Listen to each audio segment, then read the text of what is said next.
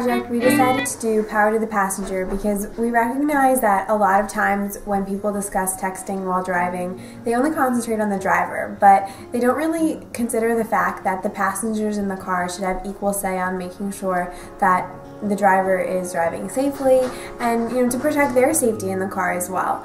So we decided we wanted to really talk to people who weren't necessarily driving about starting the conversation with the people they love about not texting while driving and not driving with distractions. Hi guys, I'm Michelle. And I'm Amanda. And we're from Old Bridge High School. And we're part of a club called SAD, which is Students Against Destructive Decisions. We decided to first target elementary school students with the message of Power to the Passenger because they are some of the most vibrant advocates for this message as passengers in the car. And we knew that when a child goes home and speaks to their parents about an issue, it'll have a lot more weight when it's coming from someone they truly care about compared to a complete stranger. How many of you guys can drive? Ooh, smart. No, I was just joking, of course. None of us can drive. We're not old enough. But how many of you sit in the car while someone else drives? I do. Do you? I do as well. How many of you have seen that person that's driving take their hands off the wheels to use a cell phone, either talking or texting? A lot of people. A lot of people. I definitely have. Now, see, that's really, really bad and very, very, very dangerous. That's like driving the length of the Old Bridge High School football field with your eyes closed. Would any of you guys do that? No, because you guys are very, very smart.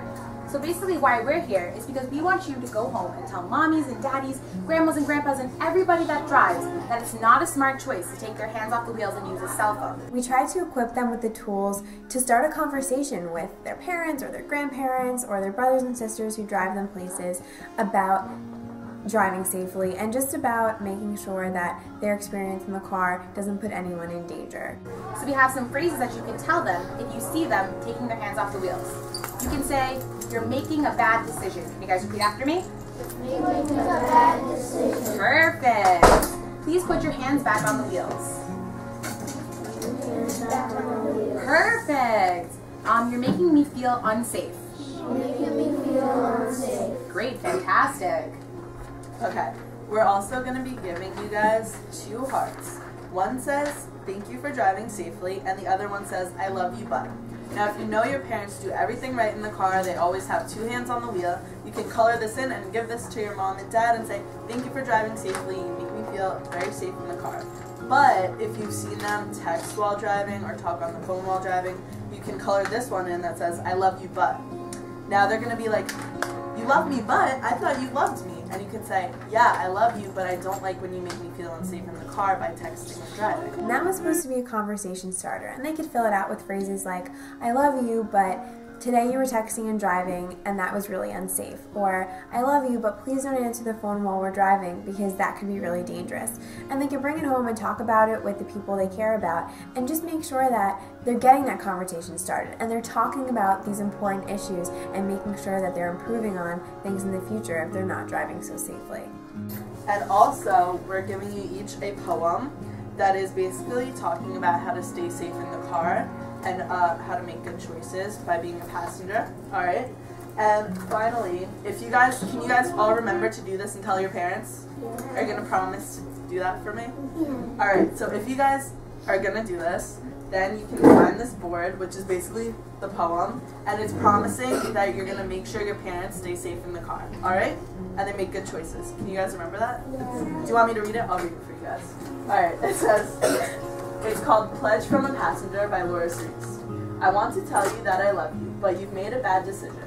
You chose to text and drive today, and you could have caused a car collision. Today you put our lives at risk and other drivers too.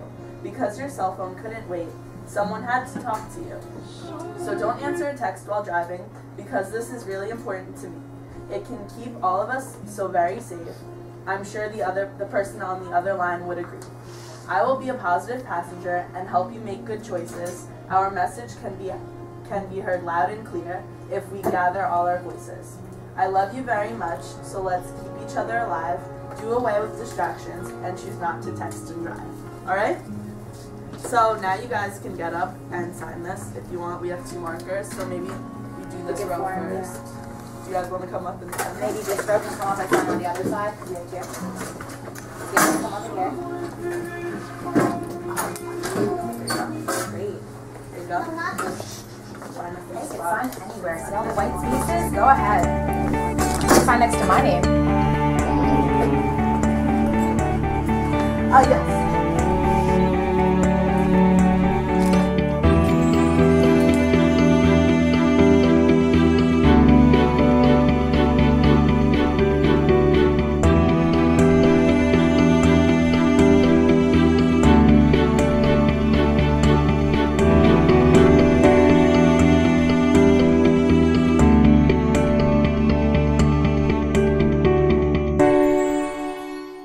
At first, when we started going to the elementary schools, even though we were having a really great experience with the students and they seemed to really be excited and listening to what we had to say and really care about the message of safe driving, we really were having trouble gauging whether or not they really were bringing this conversation home to their families and having that audience expand like we planned on. So we decided to talk to some parents that we knew with elementary school students after the fact to see whether or not their kids really were coming home and talking about it and trying to convince their parents not to text and drive.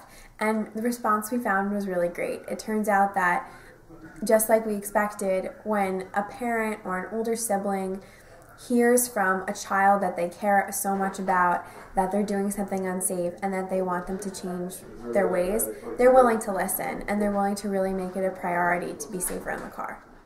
So I drive my little sister to school. She's in the 3rd grade.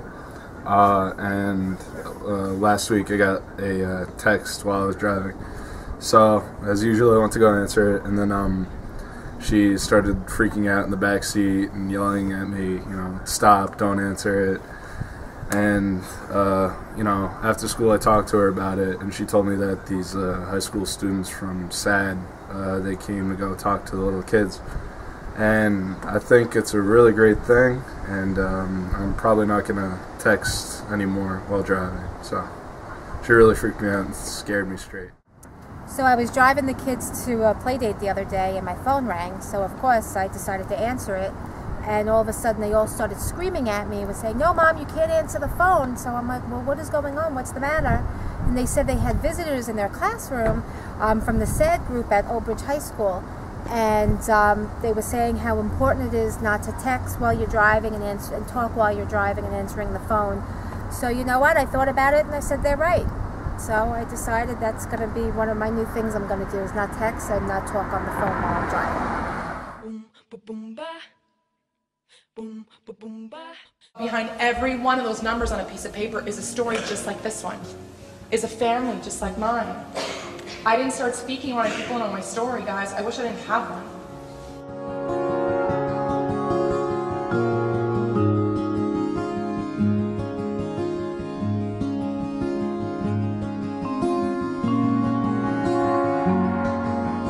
We lose more people in this country in one day in car crashes than we do year-round worldwide in plane crashes, and we still use the word accident. Boom, boom, ba. Boom, boom, ba. Our school had so much fun doing this project that our students are probably going to be carrying it on next year as well. So as a senior, even after we graduate, we know that the younger students will still be making sure that this message is broadcasted throughout our community.